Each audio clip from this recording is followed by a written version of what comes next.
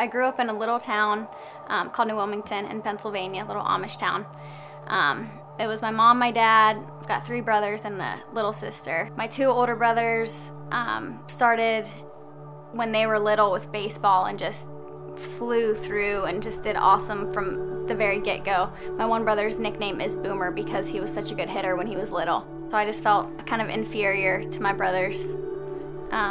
Academics and sports and popularity, and kind of just wanted more attention to be on me. I started dancing when I was about, I want to say 3rd grade. I started really seriously with ballet. It felt good whenever I, was dancing to have people make comments about me and how I danced, and that was kind of where I found my worth. So basically I pursued 2 things, and that was dance and boys. When I was a sophomore in high school, I got into a serious relationship. The physical aspect of that relationship kind of just, that was where I started to take my worth from and feel pretty and feel loved. I came to college as a ladybird, and I think just the culture of dance is just, I guess sexuality is very important there. That was just a way for me to feel like I was looked at. Just being with, 20-some girls, we loved to party. So it was that kind of put me out on the party scene, and just the drinking and that kind of stuff. And obviously when you're drinking and there's attractive guys around too, you're not thinking, and things just happen, and then, it just kind of all spiraled from there. I had whatever the world had to offer me, as far as boys or popularity. I was in school doing well in school. I had a great family, but I was just like, if this is all that life has to offer, this is just gonna be a really long, grueling life, just kind of empty. There's, I didn't feel loved, not in a way that a woman should truly feel loved. I felt more like just a piece of meat for somebody to look at, or, as far as relationships go, I never had anything that was like a deep-rooted love for somebody else. It was always selfish and physical, and, after all is said and done, it was just empty. So I was really depressed and just kind of introverted, I guess, which is not me at all. She made a statement that said, she said, honestly, everyone would be way better off if I just wasn't here anymore, and that broke my heart to hear, because she's, my best friend. She's someone that I look up to so much, and she's so kind, she's so sweet, and just for her to feel that low about herself, I thought, something has got to give. She's got to make a change. Well, I first come to know the Whiting family with Boomer. Boomer was a baseball player here at UofL, so I kind of formed a relationship with the Whiting family through Boomer. And then Addie, I've always known of Addie, but really didn't know her on a personal level. And then I just put a Facebook status. Chris posted this Facebook status that said, in order to get God's best, you must first become God's best. And I don't know why I wanted to respond to that, but I just felt compelled that I had to say oh, that's so much easier said than it is done. And immediately he messaged me and just said that he would really like to talk with me, he'd really like to meet with me. He knows Molly and Boomer, my older brother. And she immediately responded back with a Facebook message. And it wasn't just a couple sentences, it was like a novel. I wrote back right after he wrote me, and I just kind of poured out my heart, hey, I do feel empty, if you would like to meet with me, I really actually think that I would like to. He asked me if I would meet him at Cracker Barrel. So I walked in, and so I was kind of standing at the front for a while, and then I just see this guy with the biggest smile on his face. He just basically ran up to me and gave me a huge hug, and I just was like, who is this person that can love people so much and so easily? So we sat down at a table. I think I immediately started crying, which was embarrassing to me at the time, but I needed it. He was just so interested in what I had to say. I just felt like he was actually listening to me. And then the way he talked about Tammy, his wife and his daughters, I was just like, who loves their wife like that? He was like, I want you to write down a list of what you are looking for in your future husband.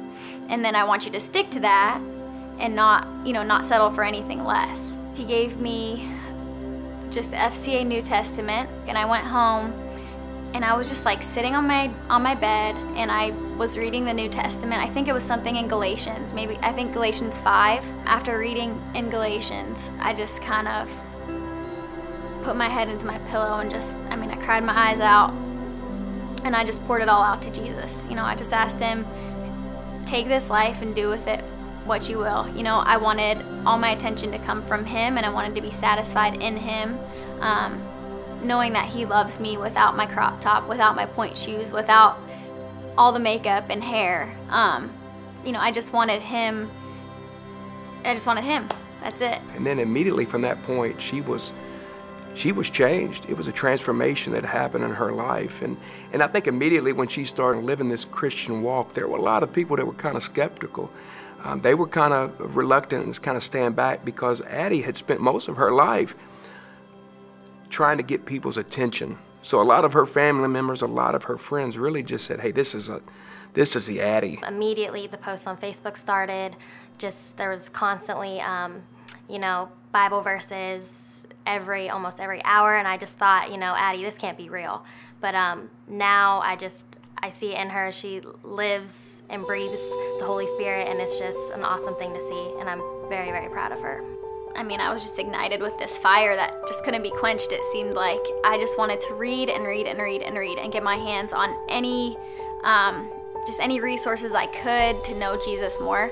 Chris just really kind of kept on me, not pushy at all, but just, wanting to make sure that my walk with Jesus was going okay. And hey, are you struggling with anything? Do you need anything? Do you want to meet with me and Tammy and talk about anything? When you're a new believer and you're not really surrounded by a body of believers, just to have Chris and Tammy there to kind of be your spiritual family, it really helped. Immediately, Addie started to become a leader. Addie started to get plugged in our FCA. Not only was she becoming a participant, she was a leader. She was actually leading groups at this point. And people started to take note that this was not an attention getter. This was a real authentic transformation that happened. So Addie started living life. She started falling in love with this man named Jesus, and really the Facebook status really came true. Addie became God's best, and she wasn't looking for anyone. And that person in Nick, really their paths crossed, and they met one another. In December of 2011, I met Nick, who was my fiance. We were getting married in July, and he's everything he's so much more than anything I ever dreamed that God had for me. Seeing Chris and hearing him talk about Tammy and his relationship with Tammy, I just kind of was that's cool, but I don't know if God will ever have somebody so great for me,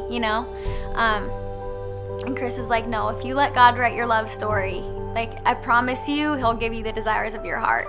And so he really has. Our God is a God who provides and delivers, and he provided.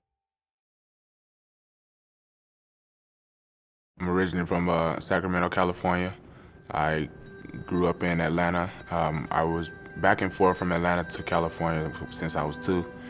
My parents split up at 2, so my father was incarcerated, so we were forced to move to Atlanta where the rest of my family was. And my mom's got into a couple of altercations with the law, so she had gotten incarcerated as well. She's been incarcerated more than at least I'd say 4 or 5 times. As a child, I really too much didn't understand. I just knew that my mom's was not home. I had an older sister. She would just say, Mom was out working, or, there's nothing to worry about. She'd be back in the morning. But then I'll wake up in the morning and she's not there, and I'll just go to school. But then, police officers would come to my class saying, okay, we're going to take you here, we're going to take you there. The first few times it's scary. It's oh, wow, I'm going, is it either they're here for my mother or they're here because I did something wrong. Either I'm in trouble or something has happened.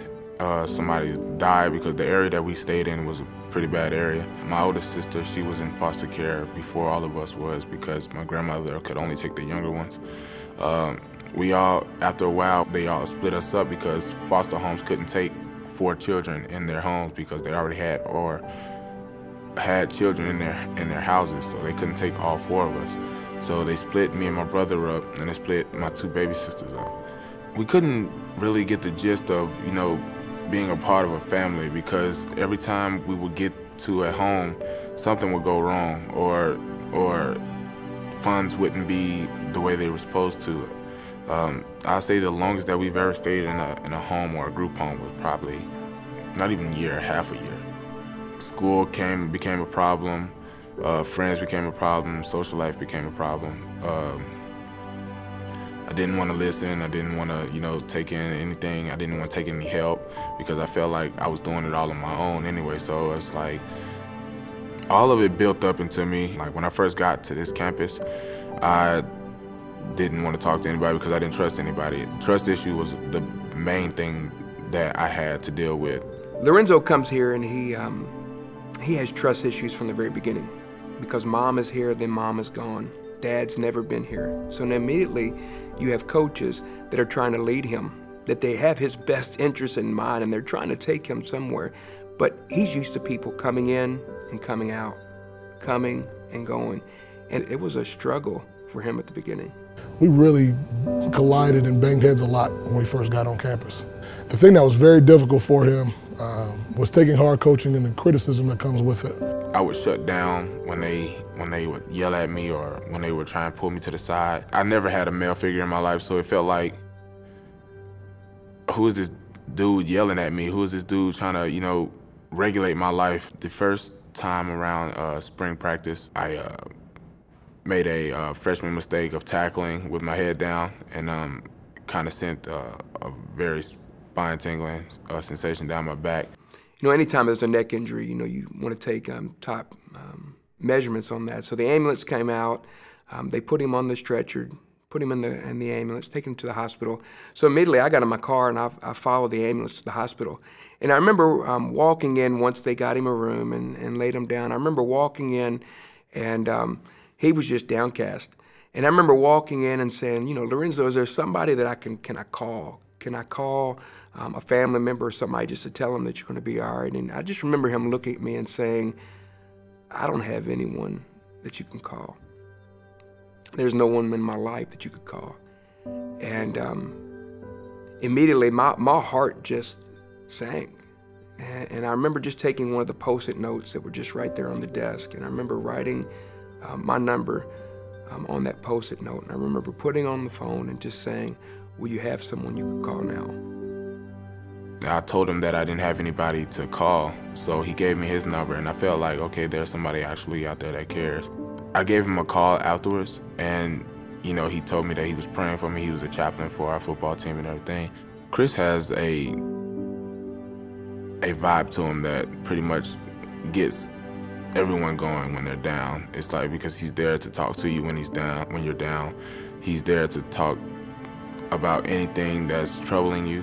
Chris has an outstanding relationship with the athletes, and what is important is that they know that he's their team chaplain, but he also have a relationship where he can step outside of being their team chaplain and just be their friend. He opens up his heart to them. Whatever he have, they have, and that's why it's so important to have him a part of this program. Chris is unbelievable. His value, it's hard to put a measure on it or put a price on it.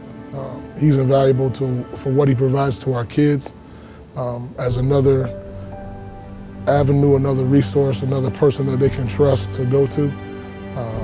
And they love him, to be honest with you. He probably needs to have the biggest office in our building because they consistently come to him. Well, talking with Chris Morgan has led me to believe that I can actually pour my heart out to people and they actually care. And just talking to Chris led me to go to the coaches as well. It's like, okay, well, these are grown men that actually care. When you really understand that somebody cares for you, you will open your life for them. And I think that's what's happened in Lorenzo's life. He really understands that people care, and now he's more diligent, he's more trustworthy, he's around. From his upbringing of not having a father, not having a male influence in his life, I really believe that's a generational thing that has been stopped at this point. I see that there's a difference in his life now, that that stops. And from here on out, he will be a husband that will be around. He will be a father one day that's going to be around. He's not going to bail like people did on his life.